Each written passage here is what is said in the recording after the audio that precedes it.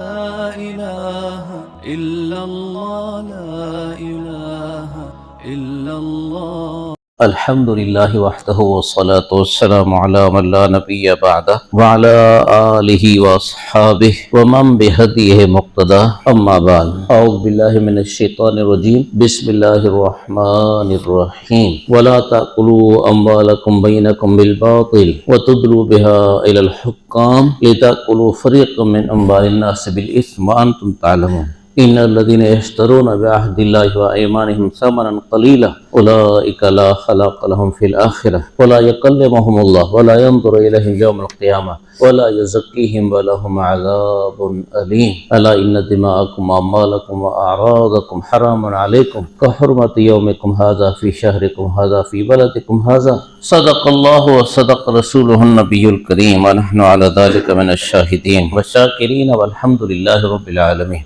حضرت امام بہقی رحمہ اللہ کی ترتیب کے مطابق 38واں ایمان کا شعبہ ہے مال حرام سے بچنا۔ مال حرام اس کی صورتیں بہت سی ہیں، ہر صورت سے بچنا ضروری۔ جو آیتیں پڑھی اس میں اللہ تعالیٰ فرماتے ہیں لا تاکلوا اموالکم بینکم بالباطل، اپنے مال اپنے درمیان ناحق طریقے سے نہ کھایا کرو۔ علماء فرماتے ہیں مراد ہے دوسروں کے مال، دوسروں کے مالوں کو اپنے مال فرمایا، یعنی جس طرح اپنا مال ناحق طریقے سے کھایا جانا پسند نہیں کرتے ہو، ایسے ہی دوسرے مسلمان کے مال کو اپنا مال سمجھ کے اس کا ناحق طریقے سے کھانا پسند نہ کرو۔ ہاں اپنا مال بھی آدمی ناحق طریقے سے نہ کھائے۔ وَتُدْلُوا بِهَا إِلَى الْحُكَّامِ لِتَأْكُلُوا فَرِيقًا مِّنْ أَمْوَالِ النَّاسِ بِالْإِثْمِ، کسی پر مال کے جھوٹے دعوے کر کے مقدمے کر کے حاکموں کے پاس لے جا کر جھوٹے گواہ یا قسمیں اٹھا کر مال نہ کھاؤ۔ یہ خاص قسم ہے حرام مال کی، جھوٹا مقدمہ کر لیا اور پھر مدعا علیہ سے اپنے گواہوں کے ذریعے سے مال حاصل کر لیا۔ ایک حدیث پاک میں حضور نبی کریم صلی اللہ علیہ وسلم نے ارشاد فرمایا انکم تختصمون الی، اے لوگو تم میرے پاس اپنے مقدمے لاتے ہو، وَلَعَلَّ بَعْضُكُمْ أَن يَكُونَ أَلْحَنَ بِحُجَّتِهِ مِن بَعْضٍ، اور ایسا ہوتا ہے کہ کبھی کوئی دوسرے سے زیادہ چالاک اور ہوشیار ہوتا ہے، وہ چرب اللسان ہوتا ہے، زبان کا تگڑا، تو وہ باتیں ایسا کرتا ہے جیسے وہی حق پر ہو، اور اس کا مقابل جو فریق ہوتا ہے مثلا وہ حق پر بھی ہوتا ہے لیکن وہ بیچارہ اظہار معافی ضمیر پورا نہیں کر سکتا، جیسے سادہ لوگ ہوتے ہیں، دیہات والے کئی لوگ ہوتے ہیں۔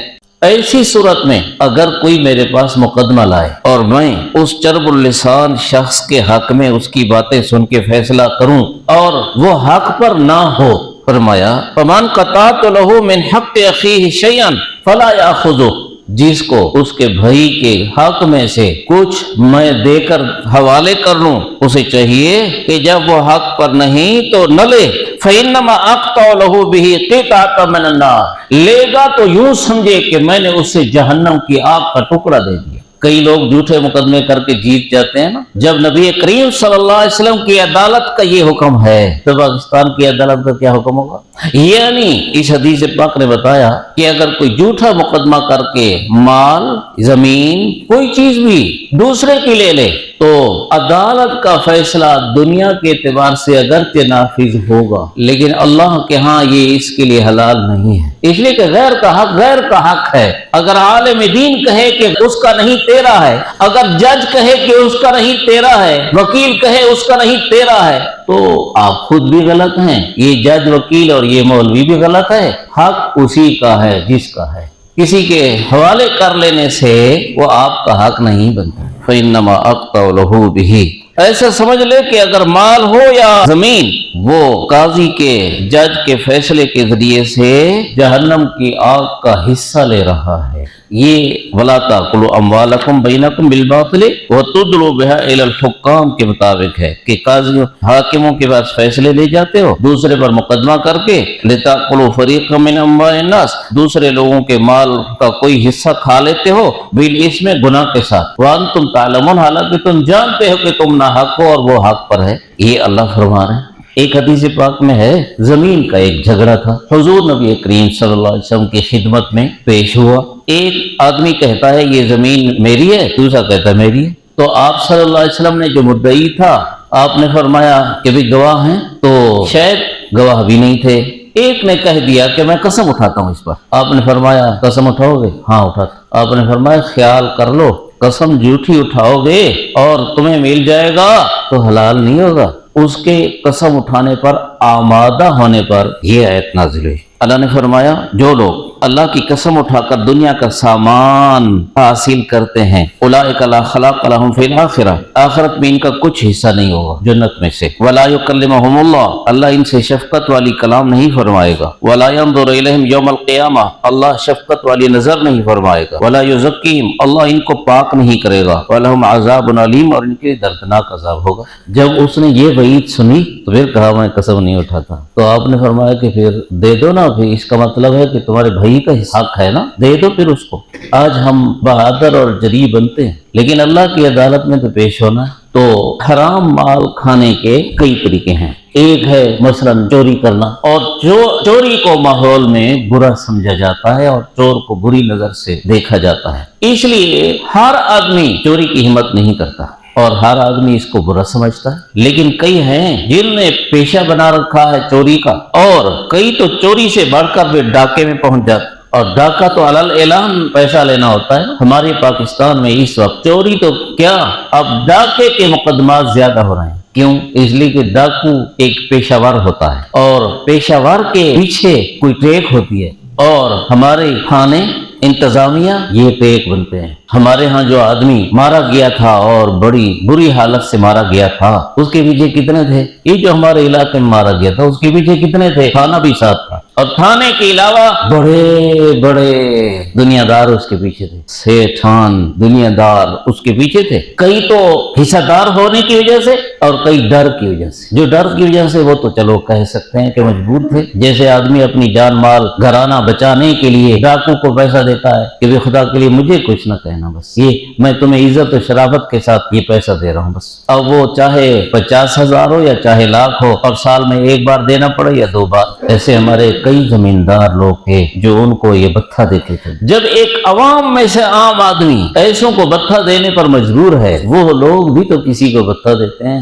ہمارے ہاں جو یہ خبریں آئی تھی سندھ کے ڈاکوں کی، انہوں نے کہا کہ ہم ڈاکے سے توبہ تو کرتے ہیں لیکن کیسے توبہ کریں، پولیس ہمارے پیچھے ہے. یہ بھی حصہ دار ہے، کہا ہمارے حصہ دار ہے، ہم نے اتنے پیسے پولیس کو دینے پڑتے ہیں، اور عامی پولیس کو تھوڑا دیتے ہیں، وہ تانے دار اور بڑے کو دیتے ہیں. بڑے کو انہیں خدا کا خوف نہیں آتا کہ عوام کا پیسہ لوٹا جا رہا ہے. قرآن شریف میں ہے انما جزاء الذین یحاربون اللہ ورسولہ ویسعون فی الارض فسادا. یہ ہمارے جنرل صاحب پڑھتے رہتے ہیں آپ سے. یہ آیت کس بارے میں سناتا ہوں آپ. انما جزاء الذین یحاربون اللہ ورسولہ ویسعون فی الارض فسادا، جو زمین میں فساد مچاتے اور اللہ رسول سے جنگ کرتے ہیں. اس آیت کا شان نزول ڈاکوں سے متعلق ہے. ڈاکو فرمائے یہ جو ڈاکہ مارتے ہیں، قتل و غارت اور فتنہ فساد برپا کرتے ہیں، ان کی سزا یہ ہے ان یقتلوا، اگر انہوں نے کئی آدمی قتل کیے ہوں تو ان سب کو قتل کیا جائے. ایک آدمی قتل کیا ہو تو ان سب کو قتل کیا جائے. اور یصلبوا، یا قتل بھی کیا ہو مال بھی لیا ہو تو ان کو سولی چڑھایا جائے. اور تقطع ایدیہم وارجلہم من خلاف، قتل نہیں کیا مال دیا ہے تو ایک طرف کا بازو ہاتھ اور ایک طرف کی ٹانگ ان کی کاٹ دو. اور ينفى من الارض، اگر خالی ڈرایا دھمکایا ہے، نہ مال لیا نہ جان لی، تو ان ڈاکوں کو زمین میں چلنے پھرنے نہ دیا جائے، جیل میں ڈال دیا جائے. یہ قرآن شریف کا قانون ہے. لیکن 78 سال ہو گئے ہمارے ہاں یہ قانون نافذ نہیں کیا جاتا، اس لیے کہ ڈاکو دوست ہیں. ایسے ہی مال کے حرام طریقے سے کھانے کی ایک صورت سود ہے، اور ہمارا ملک کہتے ہوئے تو ان لوگوں کو شرم ہی نہیں آتی. کلمے کے نام پر بنا ہے. مدینہ طیبہ کی مثال ہے. تو مدینہ طیبہ میں جب حضور صلی اللہ علیہ وسلم تشریف لائے تو اسلامی احکام نافذ نہیں کیے. کلمہ طیبہ کے نام پر جو بنا ہے تو کیا پھر ملک کو تم نے مسلمان تو کیا نہیں. ملک مسلمان ہوتا ہے اسلام سے، اور اسلامی نظام نہیں ہے. کلمہ طیبہ کے نام پر بنا ہے. جی 2 قومی نظریے کی جو آڑ لی گئی تھی یہ بھی فراڈ. دیکھو ابھی ان کے کیک نہیں کاٹ رہے، ان کی کرسمس نہیں منا رہے. اگر مسلمان ایک قوم ہے اور غیر مسلم الگ قوم ہے تو تم نے تو لحاظ نہیں کیا. تم نے کہا مسلم غیر مسلم جہاں ایک برابر رہیں گے. وہ ٹھیک ہے، جان مال سب کی محفوظ ضروری ہے، لیکن ان کی عبادات میں شریک ہونا یہ کون سا اسلام کہتا ہے؟ یہ کون سا کلمہ طیبہ کہتا ہے؟ علماء نے ایک عجیب بات لکھی ہے. میں فتویٰ نہیں لگاتا، آپ کو بات نقل کر کے دے رہا ہوں. غیر مسلموں کا ایک شعار یعنی علامت تھی زنار پہننا. آپ نے دیکھا تھا کتابوں میں لکھا ہے زنار پہنتے تھے، زنار یہ کوئی چیز تھی. تو علماء نے لکھا ہے کہ جو زنار پہنے یہ کافر ہو جاتا ہے. کیوں؟ یہ کافروں کی نشانی ہے. جو زنار پہنے وہ کافر ہو جاتا ہے کیونکہ کافروں کی نشانی ہے. جو غیر مسلموں والی ٹوپی پہنے، غالباً تاتاری ٹوپی، مجھے ایسا یاد آ رہا ہے جیسے تاتاری ٹوپی کا لکھا ہے، تاتاری ٹوپی پہنے، یہ ایمان سے نکل جاتا ہے. یہ غیر مسلموں والا کام کیا کیوں؟ اور خاص کر کے جب اس کام کرنے کو اچھا سمجھو تو ایمان جاتا ہے. ہمیں تو حکم تھا ہم نے حضور کی سنت و سیرت پر چلنا ہے، ہم نے صحابہ اکرام کی سنت و سیرت پر چلنا ہے. ہمارے لیے آئیڈیل تو وہ تھے اور ہم آئیڈیل بنائیں غیر مسلموں کو اور طرز طریقہ اختیار کریں غیر مسلموں والا.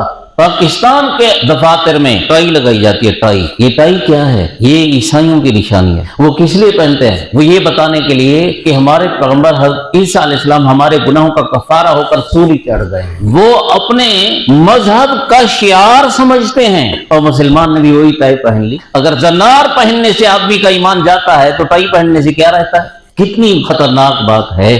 اللہ تعالیٰ نے قرآن شریف میں ارشاد فرمایا ہے جو لوگ سود کھاتے رہتے ہیں جب میدان حشر کے لیے قبروں سے اٹھنا ہوگا ایسے پاگل اور دیوانے ہو کر اٹھیں گے جیسے وہ بندہ الذی یتخبطہ الشیطان من المس، جس پر دین آ جائے اور وہ اپنی عقل میں نہیں ہو، یہ پاگل ہو جائے. یہ اس لیے کہ سود کھانے والے اپنے مسلمان بھائی کا مال کھاتے ہیں، سود کے نام سے کھاتے ہیں، اور اپنے مسلمان بھائی کا مال کھانا اس سے بڑی حماقت اور پاگل پنی اور کیا ہے. اس لیے پاگل ہو کر اٹھیں گے. اور ایک حدیث پاک میں آتا ہے کہ جب اٹھیں گے تو ان کے منہ سے آگ نکل رہی ہوگی، اندر کی آگ منہ سے نکل رہی ہوگی. ایک اور حدیث پاک میں آیا حضور صلی اللہ علیہ وسلم نے ارشاد فرمایا مررت بقوم لهم اظفار من نحاس، ایک خواب میں یا معراج میں کچھ لوگوں کے پاس سے گزرا، مجھے یہ نظارہ دکھایا گیا، ان کے ناخن تانبے کے ہیں، یخمشون بها وجوههم وصدورهم، اپنے چہروں کو اور سینوں کو چھیل رہے ہیں.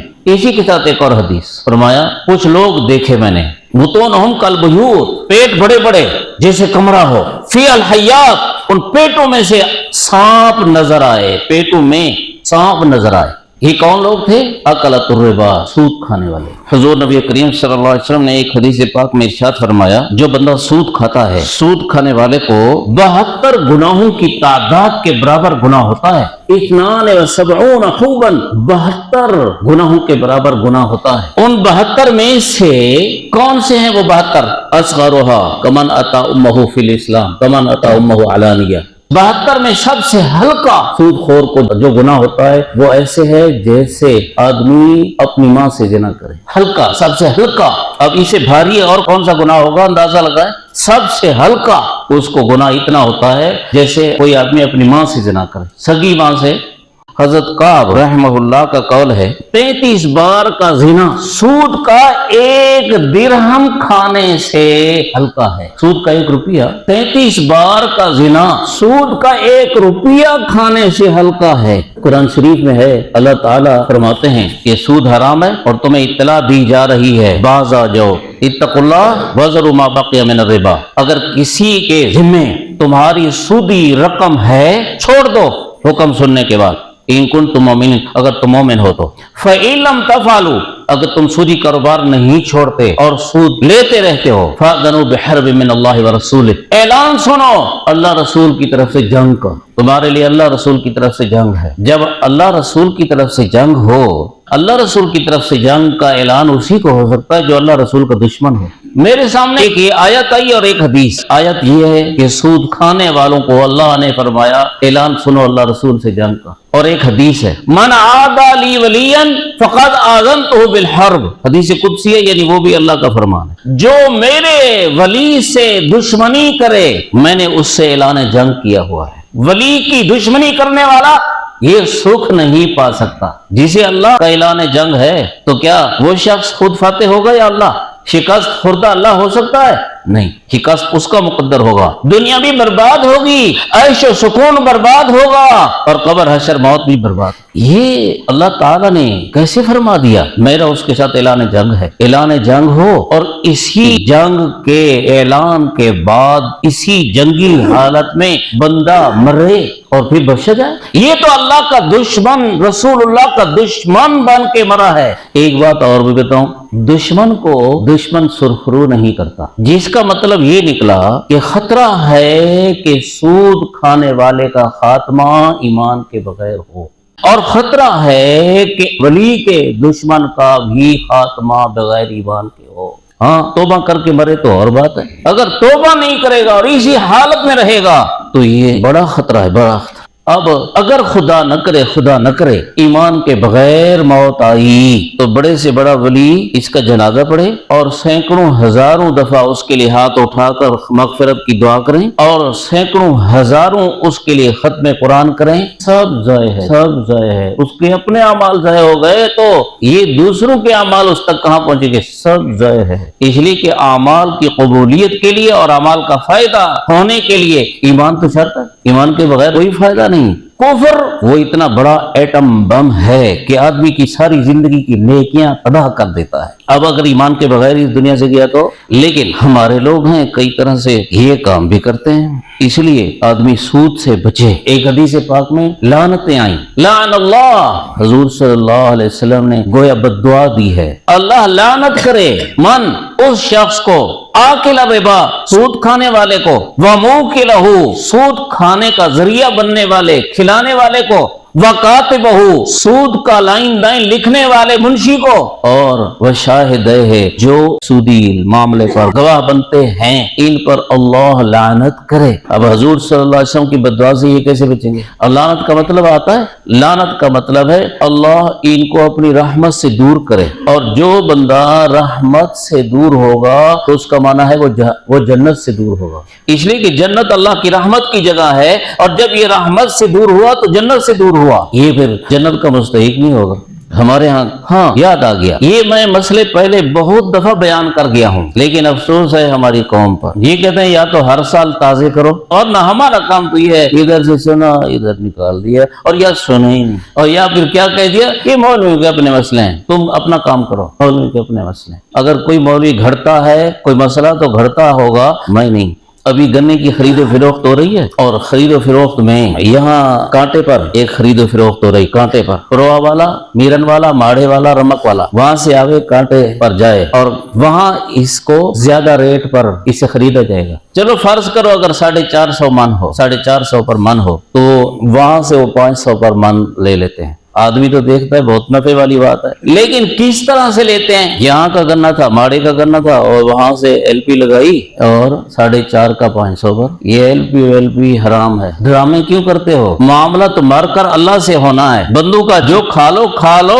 مگر ہضم تو نہیں ہوگا. جواب دہی بندو سے زیادہ اللہ سے کرنی ہے. تو مر کے کیا جواب دیں گے؟ کون چھڑائے گا؟ وہ بیوی اور وہ بچے جن کے لیے یہ حرام کیا، وہ چھڑائیں گے؟ نہیں چھڑائیں. خود آدمی اکیلا بھگتے گا عذاب یا ثواب. تو ہم اپنی قبروں کو اور اپنی آخرت کو جہنم کیوں بناتے ہیں؟ یہ جھوٹ بولا جی میں کانٹے سے لے کر آ رہا ہوں، حالانکہ پروا سے لے آ رہا ہے اور ماڑے سے لے آ رہا ہے. یہ جو 50 روپیہ فی من اوپر اس نے حاصل کیا میل کے کھاتے سے، یہ شرافت کے طریقے سے گویا ڈاکہ مارا ہے یا چوری کی ہے، شرافت کے طریقے سے دھوکہ دے کر. اب وہاں سے 500 کا حساب لے گا، حالانکہ یہ حقدار تھا 450 کا. اب ہر من میں سے 50 نکالو، یہ ہزاروں کا میل اور اس میل مالکان کا ہزاروں کا حرام کھانے والا ہو گیا. ہو سکتا ہے کسی کا گنا زیادہ ہو تو وہ ہزاروں سے لاکھوں تک چلا جاتا ہو. اور ایسے ہی میں نے سنا ہے کہ کانٹے پر بیٹھے آدمی پر گنا فروخت کر لیتے ہیں اور اس کے نام کا ہو جاتا ہے، لیکن اب ٹرالی تو کاشتکار زمیندار کی ادھر سے میل تک پہنچائے گی، اور سودا یہاں ہو گیا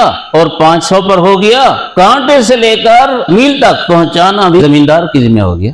یہ پہنچانا، اس سے بھی سود لازم آتا ہے. حق یہ تھا کہ چاہے وہ تم سے 50 پر لے اور اس کے نام کی پرچی وہاں کٹے، تو جہاں اس نے خریدا ہے وہاں سے لے کر میل تک اسی کا خرچ ہوتا. یہ ٹھیک تھا پھر، لیکن وہ اسی کا خرچ نہیں ہوتا اور زمیندار اور کاشتکار یہ دے دیتے ہیں کہ بھئی یہ ہمارے سر پر ہو گیا، بس 500 پر آپ لے لیں ہم. اسے بھی سود لازم آتا ہے. کیوں؟ یہ ایسے ہے جیسے زمیندار نے اسے 450 دیا ہے اور اس نے 500 دیا ہے، واپس 500 دیا ہے. یہ تو درمیان میں گنے کی شکل کی خالی ہیرا پھیری ہے، ہیرا پھیری. ورنہ پیسے کے بدلے پیسہ آ رہا ہے اور پیسے کے بدلے پیسہ زائد لینا سود یہی ہے. جب شیطان کسی کو گمراہی پر لگاتا ہے تو وہ ایسے رنگ و روغن اس پر چڑھاتا ہے کہ آدمی سمجھے ہی نہ کہ یہ گناہ ہے۔ ہمارے دکاندار کیا کرتے ہیں، وہ بھی سود کی صورت ہے، کیا کرتے ہیں، ایک دکاندار کو مثلا میرے پاس پیسہ ہے، میں نے اس سے کہا کہ 30 گٹو چینی دے دو،